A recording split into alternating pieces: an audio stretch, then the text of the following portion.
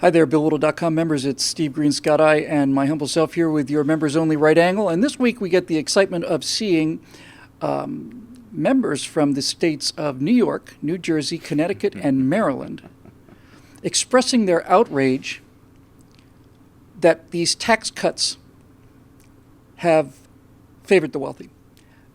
They're all Democrats. They're all Democrats complaining that Donald Trump's tax cuts help the middle class and that the rich members of these blue states are being overtaxed.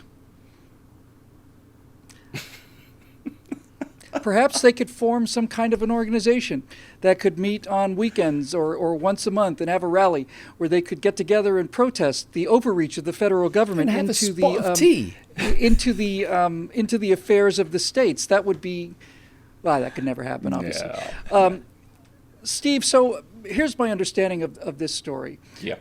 Something happened, taxes happened, something Democrats.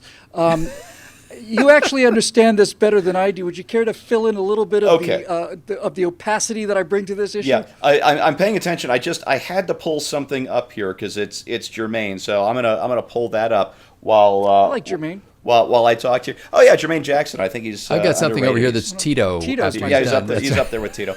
Yeah. So here's the situation. Historically, the federal tax code has granted an exemption for state and local taxes, the SALT exemption. That's right. So that you do not pay federal income taxes on the taxes you paid to your state and your local government. So if you made $60,000 last year and you paid $5,000 in state and local taxes, then your federal taxes begin at $55,000. It's the 60 minus the 5 that went to your state and local coffers. And what the Trump tax cut did starting this year is it put a ceiling on the SALT exemption of $10,000, which is considerable. There aren't a whole lot of people, say in Colorado or Missouri, who pay anything close to $10,000 in state and local taxes. My Colorado income tax isn't even 5%. So I'd have to be making $500,000 before I even hit that ceiling. So That's not something you're in any danger of doing in the immediate future, by the way.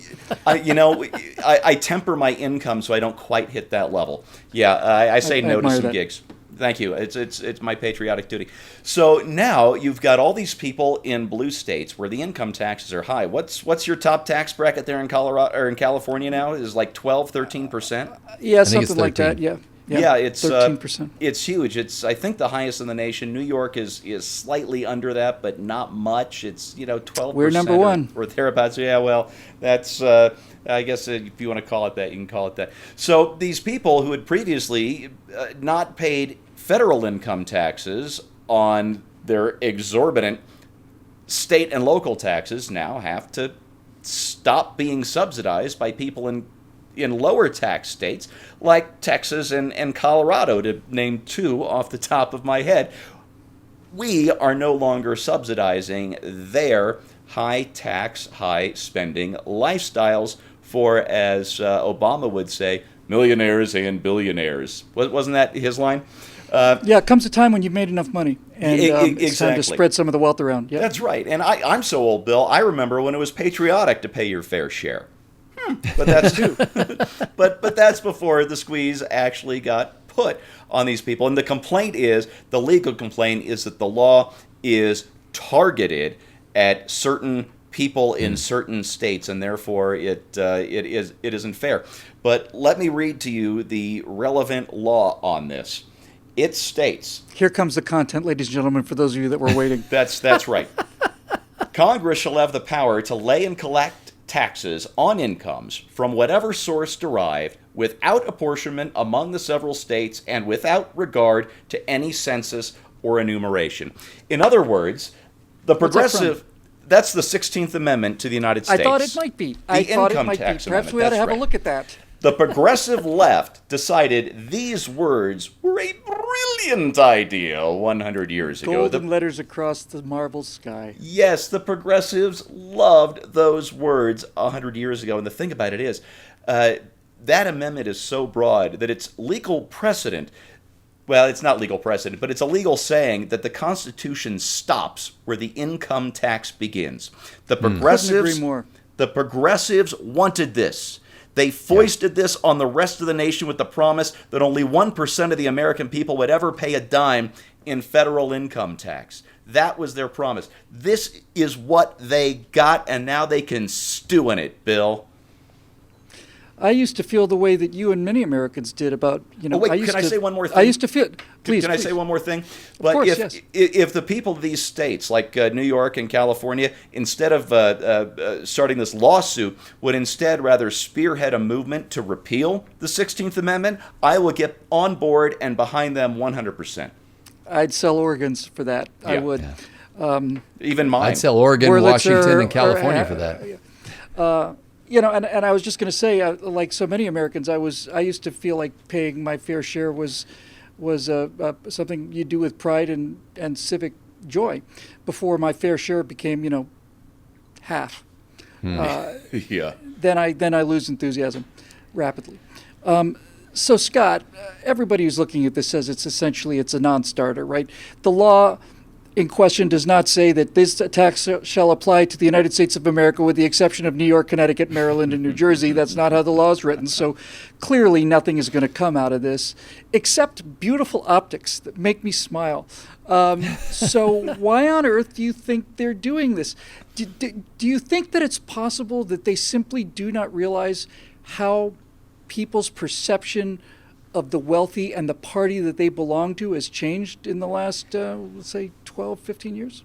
Well, it's this is added onto the pile of mystery that surrounds the fact that major Democrats like Hillary Clinton have been able to campaign for years as if they were fighting for the little guy when they're funded by big financiers in New York and movie stars and all Goldman that kind of Sachs. stuff.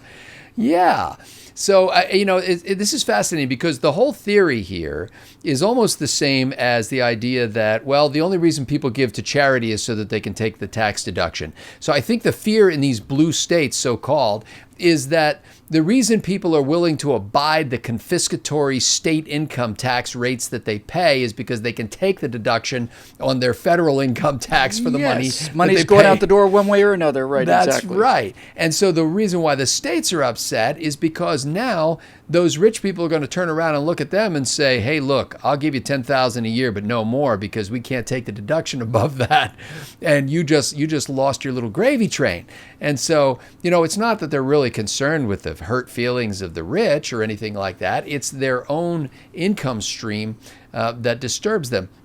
The hypocrisy of this, like you said, it makes beautiful optics if you're a Republican, so that people look at this and go, wait a minute, aren't these the same people who were trying to tax the tar out of the rich and now they're trying to protect the rich from higher taxes? What's the deal with that? Republican leadership should pick this up like a burning brand and run through the night with it till the sun comes up, but they won't because they don't know how to do effective things. And here we are. You pick up the torch. I think all of us. I our just viewers. honestly think, really, yeah. Thank God for us. I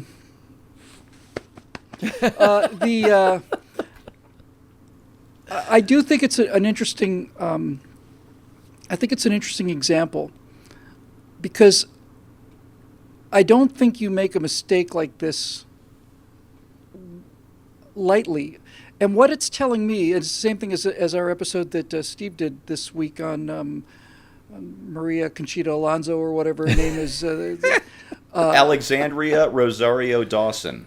Thank you very much. And my Hispanophobic comments undoubtedly will end me up at a re-education camp. However, I don't think they understand that what the 2016 election showed was that the Democrats are losing the common person. The working man is leaving the Democratic Party. And I would like to just say this as many times as I possibly can. If the Democrats lose the average working person, they're not just losing a voting bloc. They're losing their entire identity, their entire brand. They are losing their entire brand. if the Democratic Party loses regular working people, and if the Republican Party had half a sense of political instincts, they would cover themselves with the fact that, hey, we like football, we like keeping businesses in America, we like low taxes so that you can do what you want with your own money, and there'd never be another Democratic win again. It's that old line, the Democrats, if they would never lose another election if only they ran unopposed, and that's the way it goes, folks. It is a visible manifestation. This is, I think, the main point. A visible manifestation of what goes on invisibly all the time, namely, calling for higher taxes, demanding higher taxes, handing out the reaping of the rewards of higher taxes to people in order to buy their vote, and at the same time that you're calling for higher taxes, doing everything in your power with your attorney to make sure that you pay the absolute bare bones minimum allowed by law, plus stick your toes over the edge for good measure.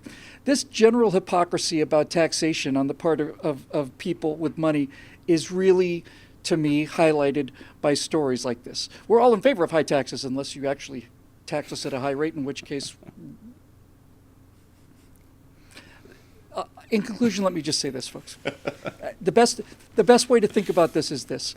Most people think that Leonardo DiCaprio uses his jet so that he can go to environmental conferences, but that's exactly wrong.